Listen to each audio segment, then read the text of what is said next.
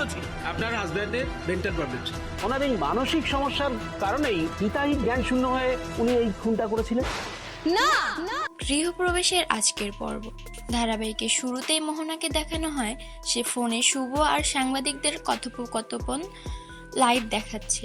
তখন সে বলতে থাকে আয়ানের কিছু হতে পারে না, ওর কিছু হলে আমি বাঁচবো না, কিন্তু আয়ান যদি ছাড়াও পেয়ে যায় সব ক্রেডিট তো ওই শুভ পাবে।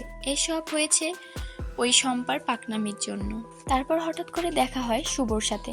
তাকে দেখে শুভ জিজ্ঞেস করে তুমি এখানে কি করছো? তুমি কি ভেবেছো আমি কিছুই বুঝতে পারছি না?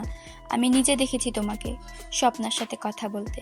আমি স্বপনদাকে হাসপাতালে পাঠিয়েছিলাম তোমার খোঁজ নিতে। সেদিন স্বপনদার ইনজুর হলো, তার সাথে স্বপ্না আমাদের বিরুদ্ধে কথা বলা।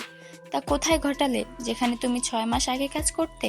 মোহনা বলে এসব মিথ্যা অপবাদ দেওয়ার আগে আদিকে কি করে বাঁচাবে তাই দেখো, আর তুমি না বাঁচাতে পারলে আমি আমার আয়ানকে ঠিক বাঁচাবো। শুভ মোহনাকে চ্যালেঞ্জ করে, সে সব সত্যি বের করেই ছাড়বে। তারপর সেখান থেকে চলে যায়। তখন আকাশ মনে মনে বলে তাহলে আমি যা ভাবছি তাই কি ঠিক মনে হয়? কে এসব করেছে?